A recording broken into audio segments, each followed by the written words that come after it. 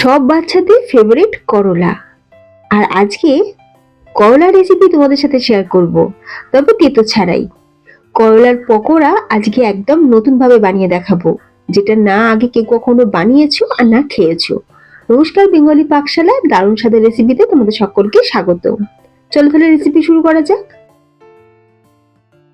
প্রথমেই আমরা বেসনের ব্যাটারটা রেডি করে নেব। এখানে একটা বোলের মধ্যে নিয়ে নিয়েছি বড় চামচে 4 টেবিল চামচ পরিমাণে বেসন, আর দিয়ে দেবো এখানে 2 টেবিল চামচ কর্নফ্লাওয়ার। কর্নফ্লাওয়ার না থাকলে তোমরা কিন্তু চালের গুঁড়ো ব্যবহার করতে পারো। স্বাদ অনুযায়ী লবণ, অল্প সামান্য একটুখানি হলুদ, অল্প সামান্য পরিমাণে একটু লঙ্কার গুঁড়ো, একদম অল্প সামান্য পরিমাণে একটু কালো জিরে, আর অল্প সামান্য পরিমাণে একটু হিং। তবে তোমরা যারা হিং খাও না বা পছন্দ করো না, তোমরা কিন্তু হিং স্কিপও করতে পারো। তবে যেহেতু আজকে বেসন দিয়ে ব্যাটারটা, আর বেসনের ব্যাটারে দেখবি হিংটা দিলে দারুণ ফ্লেভার তো আসে, টেস্টটাও কিন্তু খুব ভালো হয়। এখন এই শুকনো মশলাগুলোকে খুব ভালো করে আমরা বেসনের সাথে মিশিয়ে নিলাম। সবকিছু শুকনো উপকরণ খুব ভালো করে মেশানো হয়ে গেলে অল্প অল্প করে জল দিয়ে একটা সেমি ঘনত্বের ব্যাটার আমাদের রেডি করে নিতে হবে। ব্যাটার কিন্তু খুব বেশি পাতলা করা যাবে না, আবার খুব বেশি কিন্তু গাঢ়ও থাকবে না। আমি একটা চামচ দিয়ে খুব সুন্দরভাবে ব্যাটারটাকে একটু সময় নিয়ে ফেটিয়ে নিয়েছি। আর দেখো ফ্রেন্ডস, ব্যাটারটা কিন্তু একদম পুরো স্মুথ হয়ে গেছে। ব্যাটারটা একটু আমরা রেস্টে রেখে দেবো, তাতে করে আমাদের এই রেসিপিটা দারুণ ক্রিস্পি খাস্তা তৈরি হবে। অন্যদিকে এখানে আমি নিয়ে নিয়েছি উচ্ছে। একটু বড় সাইজের হলে দেখতে কিন্তু বেশি ভালো লাগবে। এখন আমরা উচ্ছেগুলোকে প্রথমে ভালো করে ধুয়ে নিয়েছিলাম, তারপরে উচ্ছের যে পেছনের সাইডটা সেটাকে কেটে নিয়ে ভেতর থেকে আমরা দানাগুলোকে বার করে নেব। এবার উচ্ছে গায়েতে অল্প কাট লাগিয়ে উচ্ছের ভেতর থেকে এই যে দানাগুলোকে একটা চামচের পেছন দিয়ে আমরা বার করে নিলাম। একই রকম ভাবে সবকটা উচ্ছের দানাই আমরা ভেতর থেকে বার করে নেব। আর উচ্ছেগুলো যদি একই মাপের হয় তাহলে কিন্তু রেসিপিটা দেখতে ভীষণ ভালো হবে। তো সবকটা উচ্ছের ভেতর থেকে দেখো দানাটা বার করে নেওয়া হয়ে গেছে।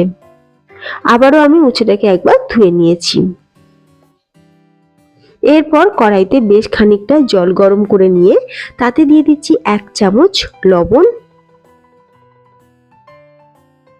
আর দিয়ে দিচ্ছি হাফ পাতিলেবুর রস। এখন এই জলের মধ্যেই আমরা একে একে উচ্ছেগুলোকে দিয়ে দিচ্ছি।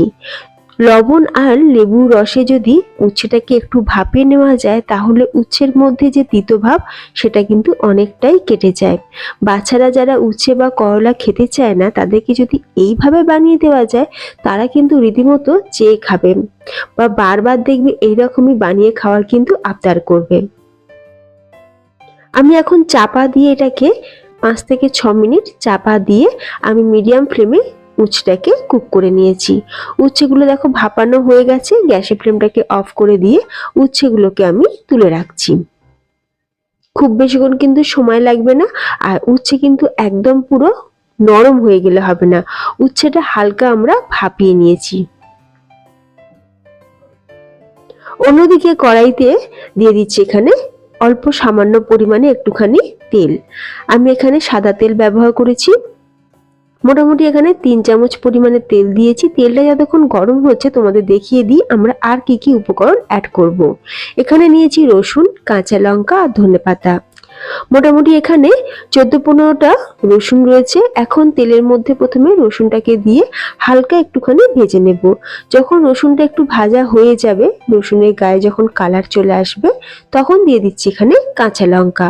মোটামুটি এখানে 10-12টা পরিমাণে কাঁচা লঙ্কা আছে। তবে এই রান্নাটা একটুখানি ঝালঝাল হলে খেতে বেশি ভালো হবে। এখন কাঁচা লঙ্কা আর রসুনটা কিছুক্ষণ একটু নাড়াচাড়া করে নেওয়ার পর দিয়ে দিচ্ছি এখানে ভেজে রাখা বাদাম।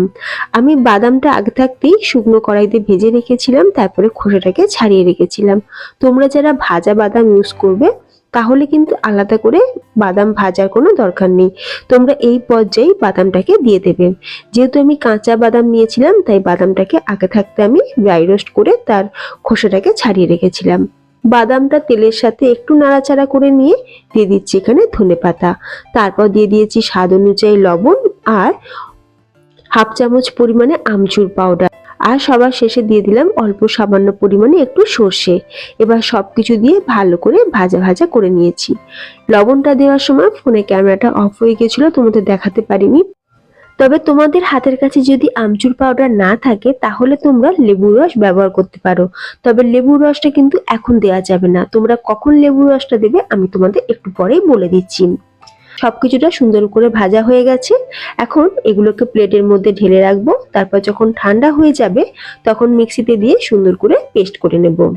তো ফ্রেন্ডস দেখো, ঠেচা কিন্তু আমাদের একদম তৈরি। আমি আজ ঠেচার পুর দিয়ে বানাবো করলার পকোড়া। তো খুব সুন্দর করে পেস্ট করে নিয়েছি। এখন একটা এই উচ্ছের মধ্যে আমরা এখন এই পুরটাকে ভালো করে ভরে দিলাম।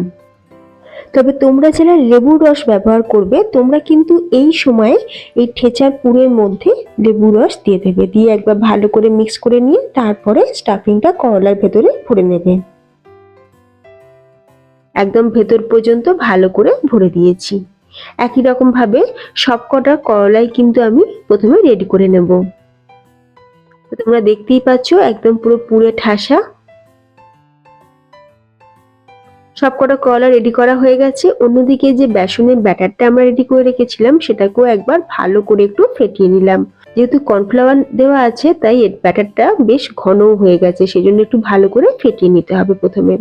তারপরে আমি একটা উচ্ছে এইরকম ব্যাটারেতে দিয়ে ওপর থেকে ভালো করে বেসনের কোটিংটা করে নিয়ে গরম তেলেতে এগুলোকে ফ্রাই করে নেব।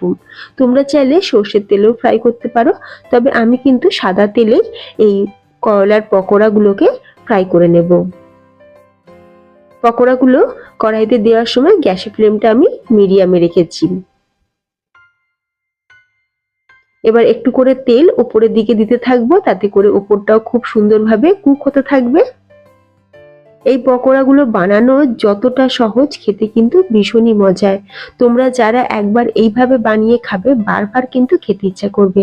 বাচ্চাদের যদি এইভাবে বানিয়ে দেওয়া যায় তারা সত্যি কথা বলতে গেলে কি এতটা খুশি হবে, কারণ এই পকোড়াগুলো দেখতেই এত সুন্দর, তাহলে খেতে কতটা না ভালো হবে। আর যে জিনিস দেখতে সুন্দর হয় সেটা খাওয়ার প্রতি কিন্তু বাচ্চা বড় সকলেরই একটা বিশেষ টান থাকে।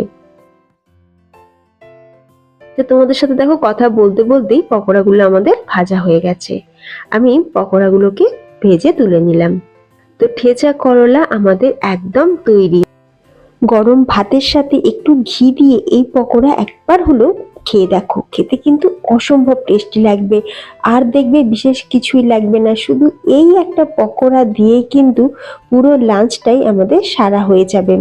তো ফ্রেন্ডস, তোমাদের কেমন লাগলো আজকের এই দারুণ স্বাদের ঠেচা পকোড়া রেসিপি?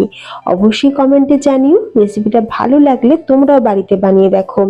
বাচ্চারা যারা উচ্ছে করলা খেতে চায় না, যদি এইভাবে বানিয়ে দাও তেতো তো লাগবেই না, বরং দারুণ লোভনীয় একটা জিনিস ওরা খেতে পাবে। তাহলে আজকের ভিডিওটা এখানেই শেষ করলাম। তোমরা সকলে ভালো থেকো, ধন্যবাদ।